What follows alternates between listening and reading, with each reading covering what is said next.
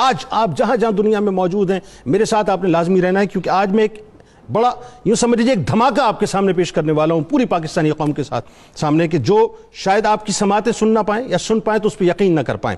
بات یہ ناظرین کہ آج بات ہوگی گھریلو تشدد تدارک و تحفظ بل 2021 کے حوالے سے، جو تمام پاکستانیوں کے لیے اس وقت جہاں جہاں مجھے بیٹھ کے وہ سن رہے ہیں، ایک ریڈ الرٹ سے، ایک دھماکے سے ناظرین کم نہیں ہے۔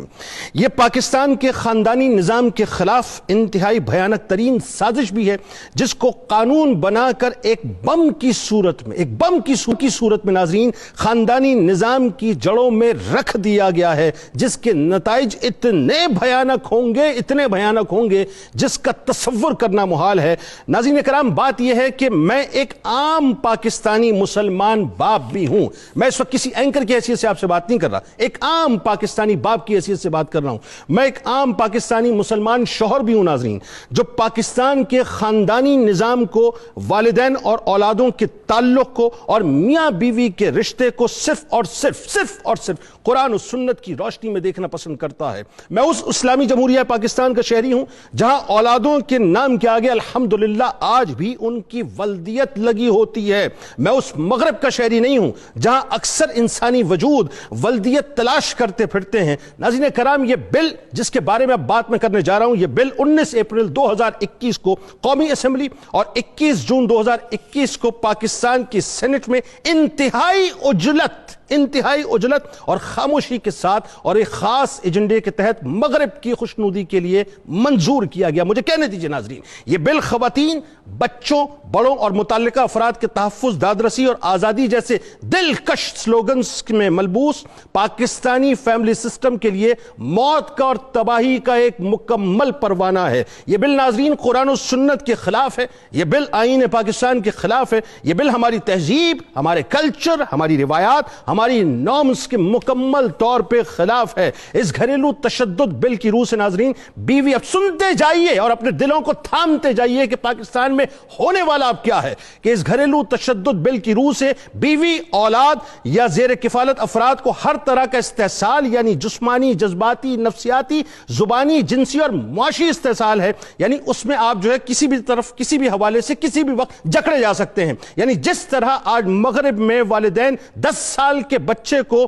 اصلاح کی غرض سے گھور کے بھی اگر دیکھ لیں تو پولیس سے فوراً جو ہے وہ پروانہ آ جاتا ہے، پولیس آپ کو لے کے چلی جاتی ہے، پھر آپ پولیس سے نمٹتے پھرتے ہیں۔ یعنی اسی طرح سے ناظرین، جس طرح سے مغرب کے اندر اولادوں کے لیے والدین کو چوکیدار بنا کے رکھ دیا گیا، اس سے آگے کچھ نہیں، یہی صورتحال اب پاکستان کے اندر نافذ ہونے والی ہے۔ یعنی اسی طرح اس قانون کے مطابق تربیت، بیرا روی سے روک ٹوک اور ان کی اخلاقی اصلاح کا جو اختیار شوہر یا والدین کے پاس تھا، اسے اس قانون کے اندر مکمل طور پہ سلب کر لیا گیا ہے۔ قانون یہ بھی کہتا ہے کہ بیوی، اولاد یا خاندان کے فرد کے نجی معاملات میں، انورٹڈ کاماز میں لے لیجئے ناظرین ان جملوں کو، نجی معاملات میں، ان کی خلوت میں بیجا دخل اندازی کا حق شوہر، باپ، چچا، تایا یا سرپرست کو حاصل نہیں ہوگا۔ یعنی وہ دروازہ بند کر کے آپ کے سامنے جو کرنا چاہیں وہ کر سکتے ہیں، یعنی وہ اپنی خلوت کے لمحات میں جسے چاہیں، یعنی جیسے چاہیں اپنے بوائے فرینڈ یا گرل فرینڈ کے ساتھ انجوائے کریں، ان کو پورا حق حاصل ہے۔ آپ سوال کریں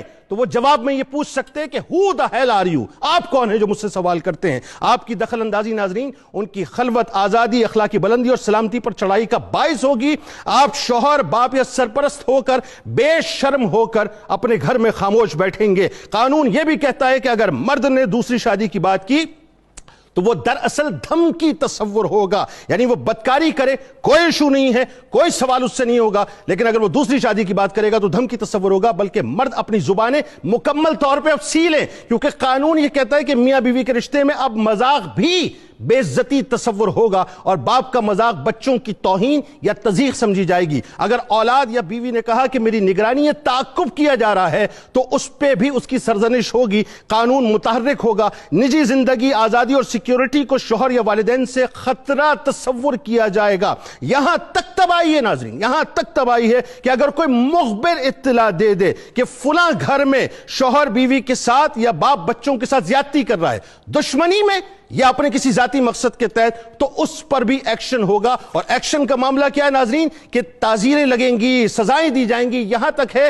کہ 3 سال کی قید بھی ہو سکتی ہے, 1 لاکھ روپے جرمانہ اور اس سے آگے کی بھی بات ہو سکتی ہے. معاملہ یہ ناظرین کہ جب جو چاہے جس وقت چاہے کسی کے بھی ہرے بھرے آنگن کو مکمل طور پر راکھ کے ڈھیر بنا سکتے ہیں. یاد رکھیے ناظرین, گھر بربادی, میں اسے گھر بربادی قانون کہتا ہوں. یہ گھر بربادی قانون کسی شترے بے مہار مغربی معاشرے کا نمائندہ تو ہو سکتا ہے, مگر پاکستانی جیسے یعنی پاکستان جیسے غیور معاشرے کا حصہ کبھی بھی نہیں بن سکتا. میں ایک جملہ ادا کرنا چاہتا ہوں ابتدا میں تاکہ ریکارڈ پہ بات چلی جائے. دیکھیے میں اس بات کو انڈورس نہیں کرتا کہ غیرت کے نام پر پاکستان میں قتل ہوتا ہے, لیکن یاد رکھیے گا اگر یہ قانون اسی انداز سے رائج ہو گیا تو خدا نہ خواستہ آپ کئی قندیل بلوچے پیدا کریں گے پاکستان میں, اور کئی قندیل بلوچوں کے بھائی پیدا کریں گے. میں عمران خان صاحب ایک جملہ آپ سے 10 بستہ عرض کرنا چاہتا ہوں. جب آپ نے پردے پر بات کی تھی پوری پاکستانی قوم کے دلوں کو جیت لیا تھا. جب آپ نے عورت کی حیا پر بات کی تھی پوری پاکستانی قوم کے دلوں کو جیت لیا تھا. لیکن آج آپ کی ناک کے نیچے یہ قانون بن چکا ہے جو نسلوں کو تباہ کرنے جا رہا ہے. یاد رکھیے گا قرآن کہتا ہے کہ والدین کے آگے اف تک نہ کرو. یہ قانون کہتا ہے کہ اولادوں کے سامنے اب والدین اف تک نہ کریں. قرآن کہتا ہے کہ میاں بیوی لڑیں تو حتی الامکان گھر کو بنانے کی کوشش کریں. یہ قانون کہتا ہے کہ بس گھر کو تباہ کریں اور تباہ کریں. یہ دراصل مغرب کا ایجنڈا ہے جو پاکستان کے اندر اب اس بل کی صورت میں رائج کیا گیا ہے. اسلامی نظریاتی کونسل اٹھے, علماء اٹھے, تمام اینکرز اٹھیں. ہم بجٹ کے اندر تقریریں تو بہت کرتے رہے صاحب بجٹ کے موقع پہ اور کاپیاں پھاڑتے رہے. آئیے ذرا آپ دیکھیں پاکستانی معاشرے کے پرخچے کیے جا رہے ہیں, پاکستانی معاشرے کی فیبریکیشن کو پھاڑا جا رہا ہے. اب اس پر ہمیں آواز اٹھانی ہوگی.